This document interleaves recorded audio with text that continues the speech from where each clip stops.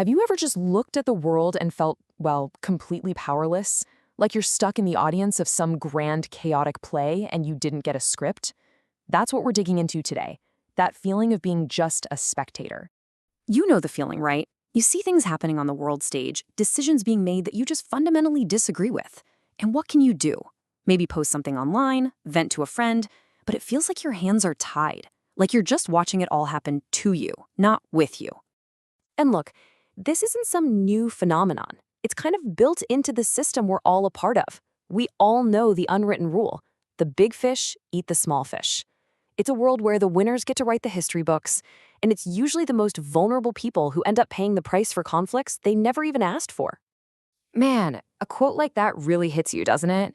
It's just so raw because deep down, we sense the truth in it. It feels like this deep injustice that's just woven into the very fabric of how things work, a cycle that just keeps on repeating. Okay, so let's shift gears a little bit. Let's look away from the world out there and turn inward. Because here is the absolute craziest part of all of this. We see the patterns. We know this is happening. And yet, we keep walking down the exact same road, somehow hoping we'll end up somewhere different. You know what they call that, right? Insanity. This really gets to the core of it all. I mean, we have literally all of human history as a giant textbook filled with examples of what not to do.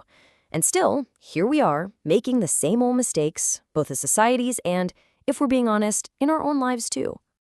And that leads to a question that's, well, it's pretty tough to answer. Why? Why are we so incredibly stubborn? What is it inside of us that fights against change so hard, even when we can see with our own two eyes that the path we're on is leading to nothing but pain and frustration? And let's push it a little further. Let's get a bit uncomfortable here. With all this stubbornness, are we basically saying that we know better?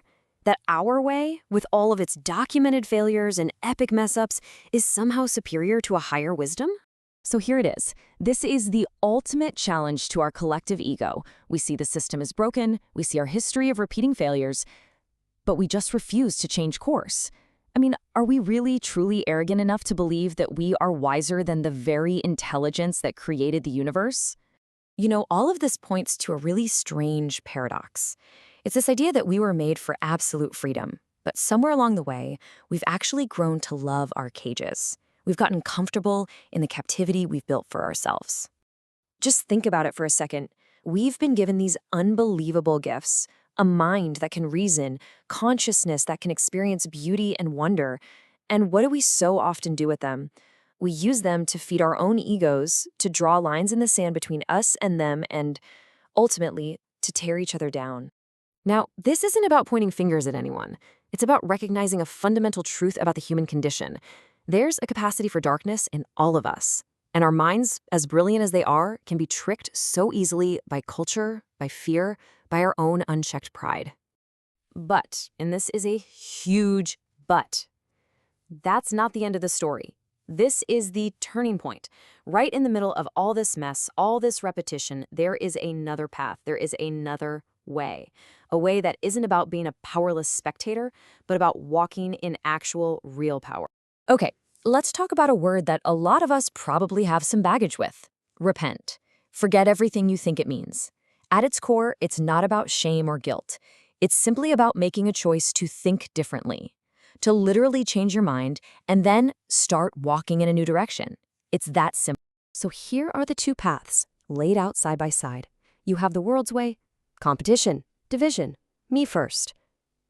And then you have this other way, the kingdom way. Love something greater than yourself. Love your neighbor as yourself. And instead of serving your ego, your job becomes to be salt and light, to bring preservation and hope to a world that desperately needs it. So how do we actually do this? How do we start walking this new way? It starts by taking your power back. And that means you take responsibility. It means you stop just silently nodding along with the mess. You make an active choice to stop participating in things you know are wrong. And instead, you start putting your energy into building something good. And let's be crystal clear about something. This is not some passive, feel-good, wishy-washy idea. This is about a walk of genuine strength. It's a no-nonsense attitude that takes real conviction, real clarity, and the courage to live in a way that looks very different from the world around you. And all of this, it really brings us to the biggest question there is. the one that's been hiding underneath this entire conversation. What is the point of all this? What is life actually all about? I mean, is this it? Is the whole purpose of being alive just to check off the boxes on this list? Go to school, get a job, make some money, have a family, retire, and then it's over? Because for a lot of us, that's the script we've been handed, and we just follow it without ever asking why. But here's the thing. That deep, nagging feeling inside you that there has to be more to it than that, you're not alone in feeling that. Not at all.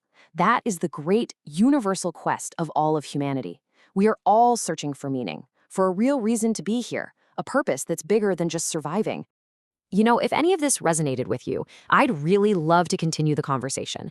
Go ahead and like and share this explainer, and definitely drop a comment with your thoughts below. Be sure to subscribe so you don't miss out on more content like this. And hey, if you want to go deeper, check out the description for a link to the source article. There's also a link to join the living network of seekers for God's kingdom. Thanks for being here.